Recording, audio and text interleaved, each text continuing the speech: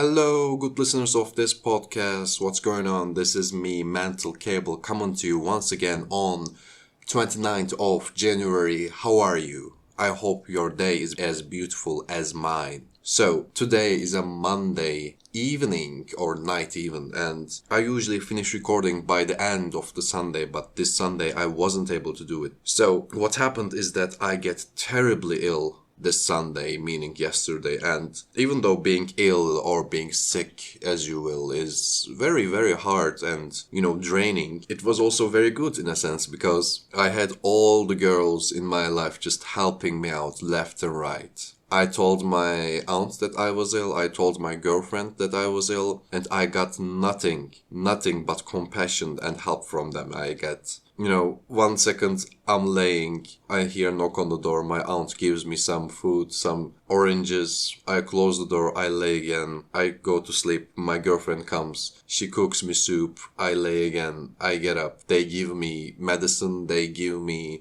vitamin water, I felt like a king. It felt very good to, feel the compassion after a very long time. We men don't get it quite often, do we? Well, I do. Because, the people that I mentioned are not psychopaths. They don't just hide in the woods until I get ill and then come out and give me help and give me attention and then go away after I get well. But, nonetheless, it feels good to be treated well. So, what happened while I was ill is that I kind of realized I have no hobbies. What ended up happening is that I usually spend all my time working. It's either working on a job or working on a side job or working on a, side project. And, while I was ill, I had no willpower or the want to do any of those things. And I realized that, okay, what do people do when they don't feel good? What they do when they want to just, lay back and relax, and I couldn't find anything to do. Because, I didn't want to watch anything, I didn't want to listen to anything. I didn't want to play any video games. I was like, oh, don't I know how to have fun? And don't get me wrong, I have hobbies, but most of them are about producing something. I have one of my closest friends, we, try to produce songs together. It is hella fun. Yeah, when I have the free time, but, even if I don't have the free time, I try to make free time to do this podcast, which is kind of a hobby, if you count it as such. I try to work out, I try to, stay in shape, but that's about it. There's nothing, it seems, there's nothing in my life that I do only for the fun of it. It's just, I do everything and I get this. I do everything and I get that. All the things I do, I'm okay with doing them through my life. I don't think I ever will be feeling sad if I continue to make music, or I don't think I will ever feel sad if I continue to, work out or continue to record podcasts. Maybe I should feel good because I don't have any bad, habits or hobbies. And today I went to my father and I kind of talked to him about this. I was like, I don't think I have a good way to spend time just for spending time, just to have fun. And he gave me a very good insight about stuff, and he did it in a very good way too. So what he said basically is that he told to me, since we are very tangled with this technology stuff, with these phones and with social media, he goes, I don't think we need anything more. I don't think we're, hungry about it anymore. He goes, being on the phone 24/7 or being on the social media 24/7 is just like eating snacks all the time. And he goes, if you're eating snacks all the time, you don't feel the hunger to eat anything else, do you? You don't feel the need to go out and eat a burger. You just keep on eating snacks. I go, oh, that makes sense. And I realized that there were times that I was just chilling in my couch and I wanted to go to the toilet. And, it was gonna take at most 20 seconds to, get up, go to the toilet, come back. But I still took my phone with me Just for that 20 seconds, I didn't want to be, unentertained even at those times. Yeah, and we might be, fucked up. We all might be fucked up in the brain. And I also appreciate that my father didn't go, "Oh, you millennials, oh, you younglings." Oh, he goes, "Yeah, all of us just spend too much time with the technology. We're just dazed." He didn't say dazed or, but that's the message I got. Anyways, so the other thing that I saw is that I've been working and I have this work phone next to me when I'm working, and in this work phone there are other companies that work just like us, and between those companies they have a WhatsApp group. So what's good about this WhatsApp group is that whenever a company needs something, whenever a company needs some kind of supply, some kind of information, some new workforce, they write on the WhatsApp group that is between the companies on the same sector, and people kind of help each other out, and which is, I think, a very good thing. And the other benefit of it is that whenever somebody gets a CV from a place, it can be any place, they kind of share the CV on the WhatsApp group, and they add like, we have this person's CV and they're looking for a work, and if you happen to also looking for some people to work with, you can look at those CVs, you can give them a call and whatnot. So whenever I have the free time to just chill, I also look at the CVs to, see how I'm measuring up against my peers, if that makes sense. Did I tell you that I was a competitive person? Right, so I'm looking at the CVs, and there are some CVs that are just perfect. The CV is perfect, the guy or the girl is perfect, they're full of experiences, they just conveyed all the things they had into this one piece of paper, and it's just, mwah, chef's kiss. But then there are other CVs that just don't make any sense. Like, don't we have CV writing lessons? I know I didn't have any CV writing lessons, but like, I had common sense. So, I had also, the common sense to go, oh, I don't know how to write a CV, so, I'm gonna search on the internet, like, how do I do this thing, and I, find things, try to learn from them. Also, I had this one friend of mine who started working 1 year ahead of me, so I kind of called him up and said, like, I need to write a CV, can you help me up? He goes, yeah, and he gave me all the pointers to, follow whenever you are writing a CV. But I really want to do like a messed up CV reading bit, but I won't do all of them. I'm just do one of them, alright? I'm just gonna do the worst of them. So, the opening line for this CV is hello.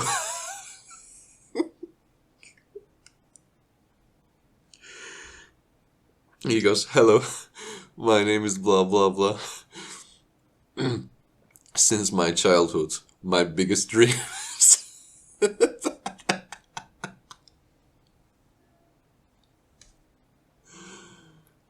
What are you doing, my good sir? What are you doing? What are you on? Like, I don't know most things, but you shouldn't start a CV with hello. Are you chatting? Are you sending a text message? He goes, since my childhood, my biggest dream was to build buildings to keep people safe. And I go, oh, that's that's cute. But, that's not how you do it. You gotta be, a faceless jerk for the faceless companies and the corporations. So, they get the things done and they give you the money and you live on an island while the company's pouring poison into the lakes, And if they get caught, you take the blame. You go, yeah, you live with the third person. You go, has worked in these companies, has done these projects, I had a good laugh with it. All right, what else? Oh, so some things just happened in Turkey since our last episode. The first astronaut of Turkey has gone to space. And before I start to make fun of anything, I should say that I'm quite happy to see a Turkish person on space. Seeing them makes me happy, but like I didn't see it. But knowing somebody from Turkey, done that, I'm very happy about it. And I'm happy that a person from our land, let's say, that sounded like what a communist would say. But still, it's fun to see some, person from our land to accomplish such a thing. But the thing that I don't like is the government trying to get all the, praise about it. So if you don't know, what basically happened is that the government found an eligible person, and he is eligible. Like, he's an engineer of some sort. He has done piloting, I guess. He has been flying planes for, I don't know, God knows how many years. And he has a degree in this. He has a master's in that. And, he's been selected. Again, good for him. And the government basically pays $55 million to SpaceX, if I recall correctly, to send him to space. And then they go, woo! We've done it! What have you done? You just paid money. I pay money all the time, I order food.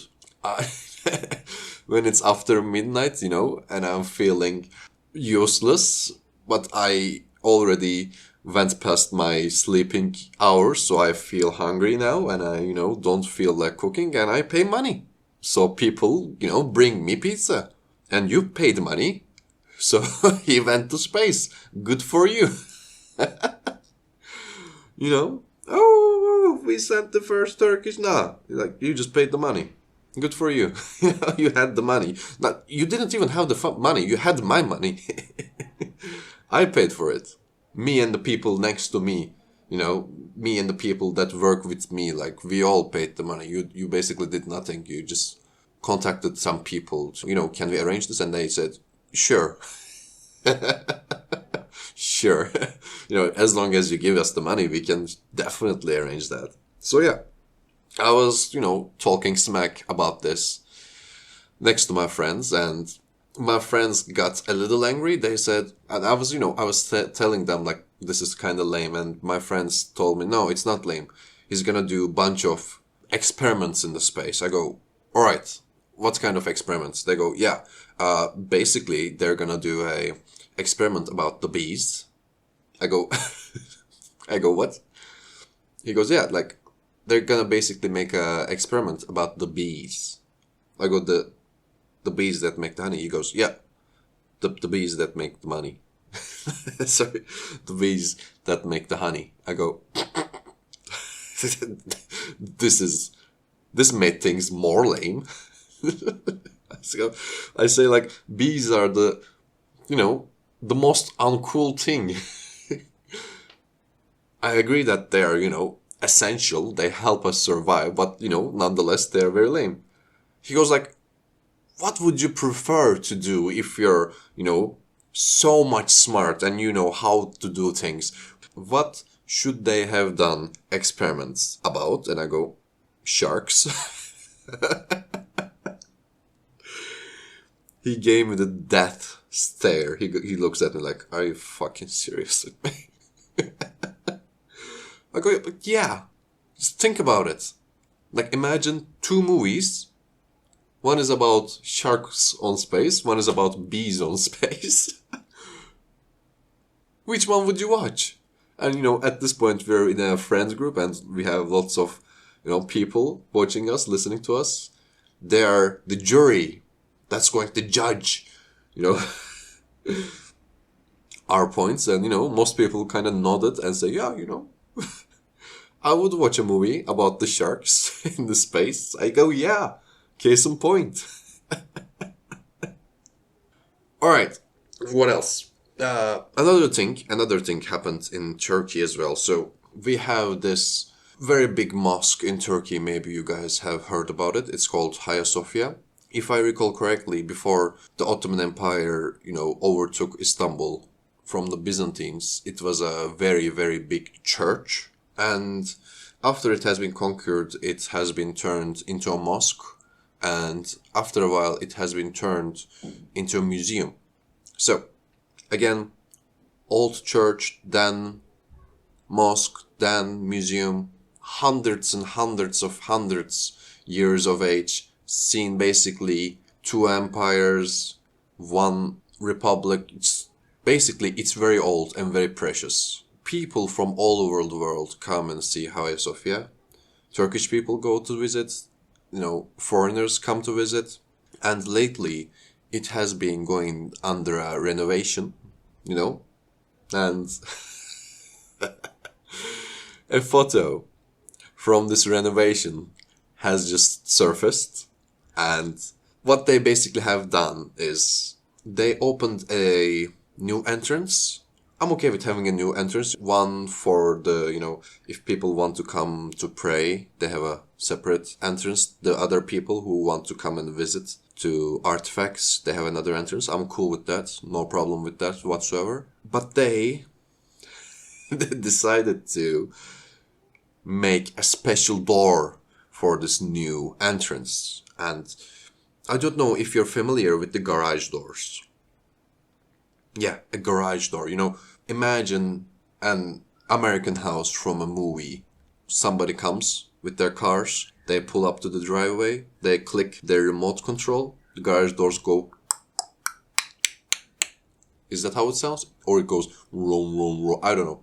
It makes a sound and it slowly goes up, and then they put their car in and they click the remote controller again, and it again and closes the door. So, the garage doors, as the name implies, used for garages and sometimes for some shops. They took this very important monument that's important for too many cultures, too many religions, renovated it, made a new entrance, and put a garage door to this new entrance. Just plastic or aluminium. I don't know. It looks very bad. If you feel intrigued, just write Hagia Sophia garage door. Will it come out? Just give me 2 seconds to check. Yeah, if you write Hagia Sophia garage door, you can see the picture. I think it's also called shutter door. Yeah. Just look it up. Doesn't make any sense at all. It just looks like a shop. Why would you do such thing, my man, my good sirs? Don't you have any architects and historians? Couldn't you design on a better design? Just come up with something original that's in line with the history of the place. No, just automatic garage door. You do you, boo-boo.